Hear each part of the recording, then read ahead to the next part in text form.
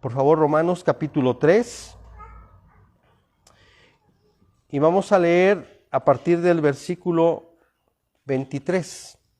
Es un versículo muy conocido y muy, aparte de conocido, y conocido por el mundo, yo creo, ¿verdad? Es un versículo que nos ayuda a entender la consecuencia que tiene el pecado, ¿verdad? Y dice así la Escritura: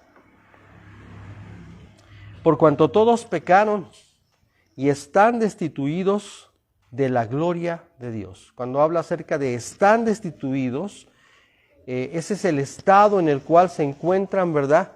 Cada persona que llega a una conciencia, cada persona, cada mujer, cada hombre, aún siendo niños, ¿verdad?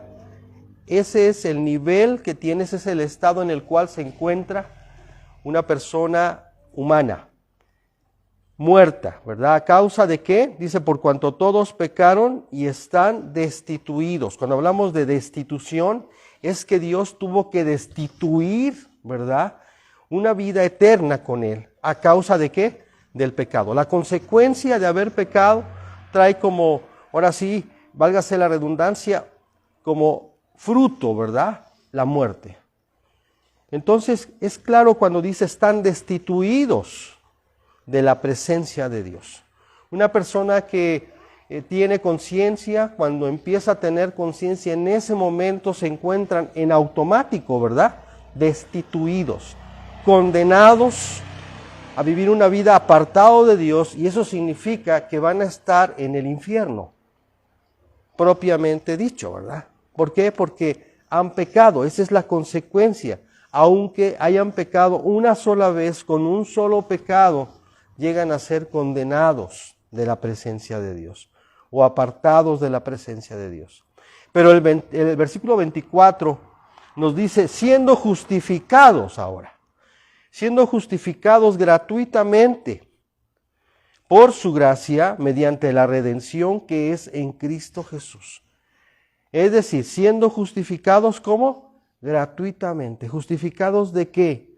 De la condenación, justificados de la culpabilidad, ¿verdad? Y es a causa de su gracia mediante la redención que es en Cristo Jesús. Varias veces hemos hablado acerca de la gracia de Dios. La gracia de Dios es el suministro que el Espíritu de Dios da a nuestro espíritu después de haber creído en Él, después de haber nacido de nuevo, suministra su gracia. La gracia de Dios, ¿verdad?, es la naturaleza del mismo Jesús puesta en el corazón, en el espíritu del hombre, para que a través de esta gracia sean salvos, sois salvos. Estamos hablando en tiempos ¿qué? A ver qué tal estamos en gramática. Cuando dice sean salvos, ¿significa qué? ¿En qué tiempo se habla? Se habla en tiempo ¿qué?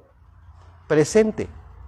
Siendo justificados gratuitamente por su gracia mediante la redención que es en Cristo Jesús. Somos justificados porque la gracia de Dios que mora en nosotros, ¿verdad?, manifiesta a nivel presente la naturaleza de Dios. La naturaleza de Dios se manifiesta a través de ¿qué? De nosotros. Por gracia sois salvos, como Efesios 2, 8 y 9 dice, sois salvos. Estamos hablando de un tiempo que presente.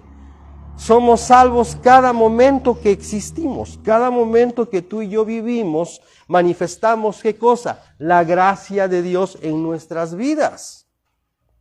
No podemos dejar la gracia de Dios en casa, no podemos dejar la gracia de Dios en el templo, en donde nos reunimos, ¿verdad? No, la gracia de Dios es la transmisión de la naturaleza de Cristo mismo, del Espíritu de Dios a tu espíritu, y de esa manera manifiestas constantemente ¿qué cosa? La gracia de Dios que mora en ti.